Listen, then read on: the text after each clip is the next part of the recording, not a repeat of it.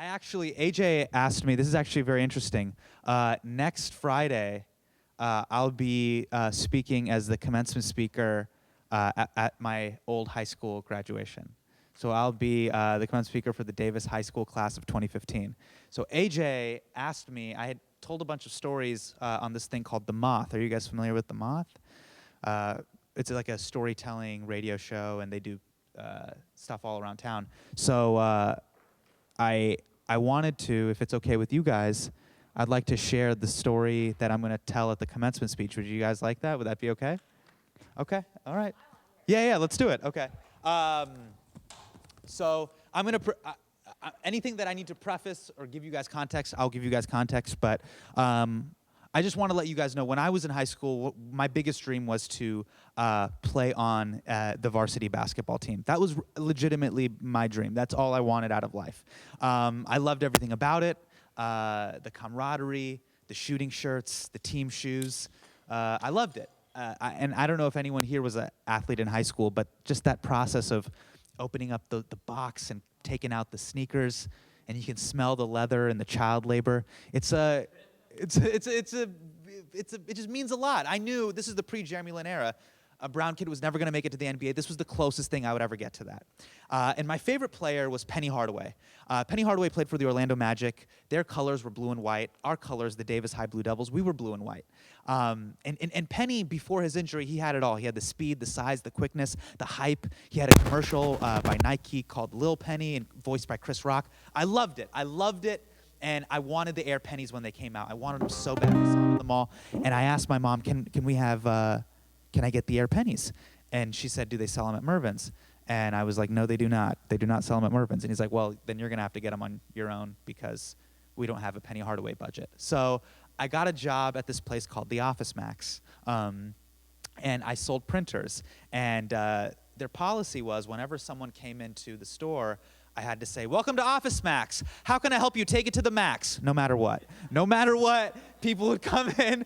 Girls that I would have a crush on, like Yvette, would be like, hey, Hassan. I'd be like, welcome to Office Max. How can I help you take it to the max? I'm looking for the bathroom. All right, I can help you take it to the max. Very embarrassing, right?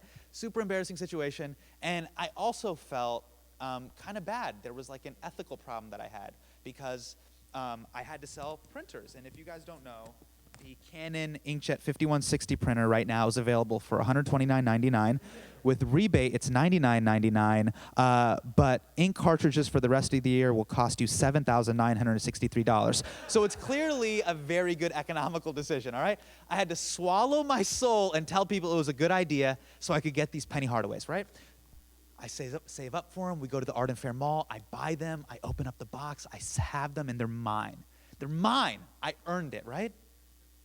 My senior year, I made a vow to myself that I was going to play on the varsity basketball team. I had been cut every year that I had tried out. But for some reason, I felt like it would happen. Effort and hard work pays off. I did not realize that I was 5'7", 115 pounds. I was not built for basketball. Day of tryouts roll around, and I'm like, I'm going to try out in my Air Pennies. So I put on my shoes, and I'm walking out to the court. And I get to the court, and it's super dusty. And I'm just like, it's a little too dirty for the pennies. These pennies are too fresh. So I go back to the locker room, and I take off my new shoes, I put them in my locker, and I put on my old shoes. And I go to practice.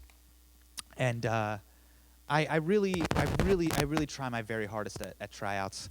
And there's this drill that Mr. G, our coach, had that he'd make us do during tryouts. And it was called Fight Through the Pick. And basically, he'd have this huge kid named Tommy Wilson. He was huge. He had traps that connected to this part of his neck. He couldn't really read. He was like a white version of the Green Mile. He was very, very intimidating. I think he honestly took human growth hormone at age 17. And you'd have to fight through Tommy.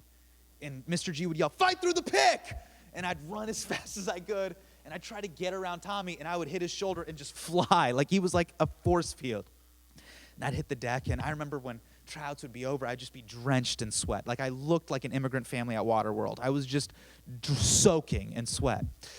And after tryouts, you'd go out into the parking lot, right? And you know this, that as Indian kids, we try our very hardest. And I'm standing there, and I'm drenched in sweat, and I put on my pennies again, And I'm standing there with all the guys, and they're all peacocking, and they're just like, yeah, so I snuck into my mom's wine cellar this weekend and got a little drunk. And I'm like, cool. I've never drank in my life, right? Trying to relate, okay?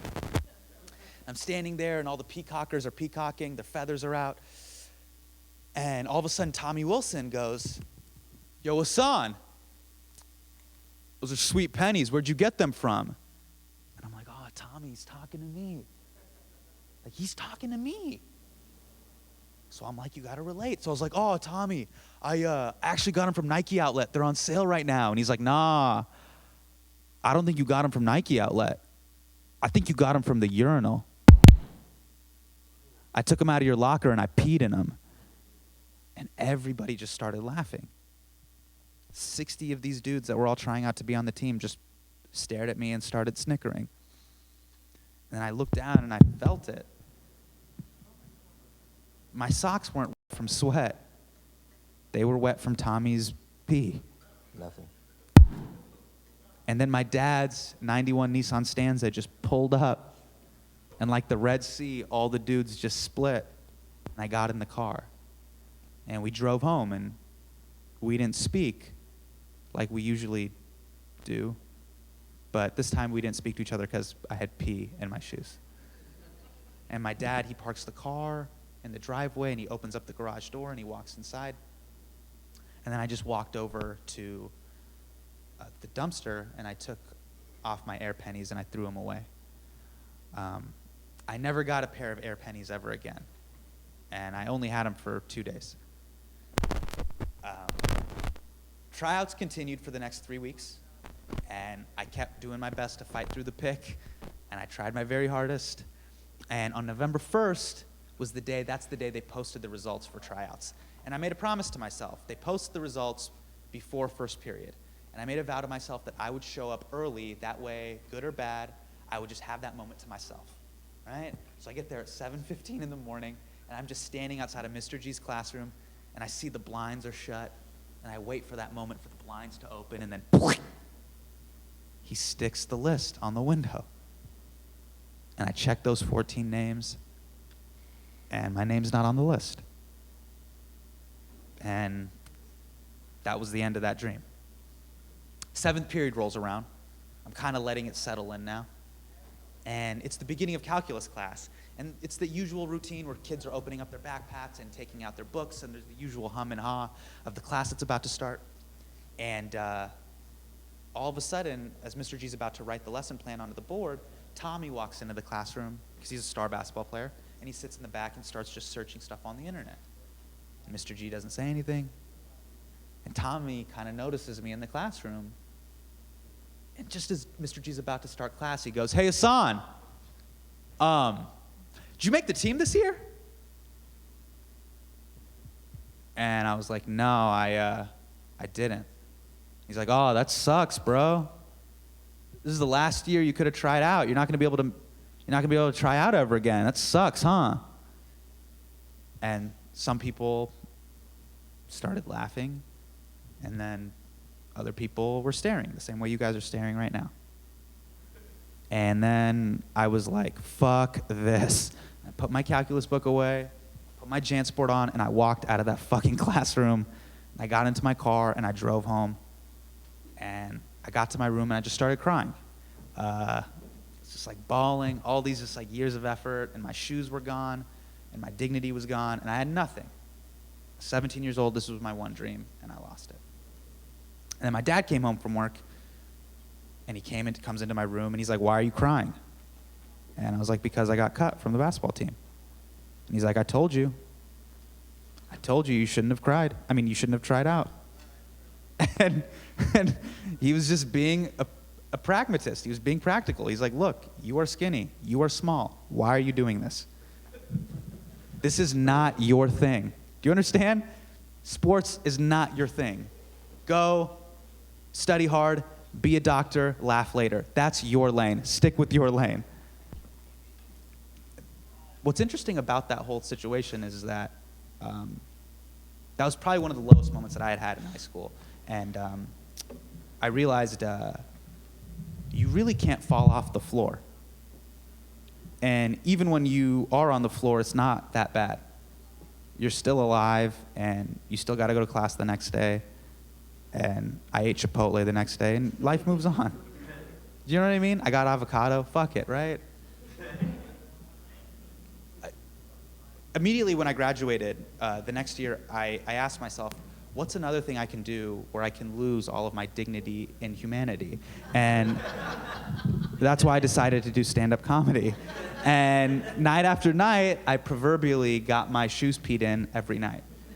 And for a long time, things were not really going my way. And it was legitimately was one of those things where my dad kept knocking on my room and being like, why are you doing this? Stay in your lane. Nobody wants to listen to a brown kid be funny. I'm telling you this right now. Be a funny pharmacist. It'll take you a lot further than what you're doing right now. And October 10th, 2014, my life changed forever. On that day, I was the last and final correspondent Jon Stewart hired to be on The Daily Show with Jon Stewart. And I had been doing stand-up comedy for 10 years, 1 month, and 9 days. None of you guys are students. This is that thing where I gotta let next Friday. I gotta let these guys know what they should. There's got to be some sort of greater meaning. And I'll be honest. I don't know what that great message is. I don't know. I will say this. This is what I have thought about up to this point. Teachers and adults always tell you that it's going to get better. It doesn't. It doesn't get any better. It actually gets worse. The Tommy Wilsons of the world only get bigger. Anakin Skywalker becomes Darth Vader. Tom Riddle becomes Voldemort. It actually gets worse. It really, those demons and shadows just get bigger and bigger. And believe it or not, no one gives a fuck about you trying. That's the sad reality. But I do believe that you're the only person that cares about your dream, and that no matter what, you can fight through the pick and do it. I'm telling you this right here, right now. I'm performing for 11 people. I am not the funniest. I am not the smartest. I'm not the best looking. I somehow, some way did it. I tell this story because I really feel like I'm y'all. Do you understand what I'm saying? I'm not the 1%. There's guys that are like at Goldman Sachs, and they are caking it, and they are bankrupting the economy. I'm not speaking to them. So this is not for the valedictorians. This is for the Caspers. I was a Casper. People did not even know I went to Davis High. So I do it for those people, the people that are too afraid to ask that girl out or ask that guy out or tried out for the team or never made it to the debate finals. I do it for y'all, those people. So if you can't get in through the front door, go in through the side. If you can't get in through the side, go in through the backyard. If you can't get in through the backyard, go in through the window. Either way, you will find that if you keep fighting through the pick, you will find your way. Maybe sports wasn't the game that I was supposed to play. Maybe this is the thing I was supposed to do. And maybe it won't work out and it'll evolve into something else.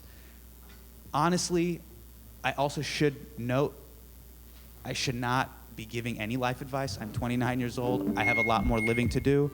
But what I do definitively know is that the Canon Inkjet 51 6-star printer is on sale right now for $129.99. With rebate is $99.99. My name is Hassam Minhaj. Thank you for helping me take it to the max.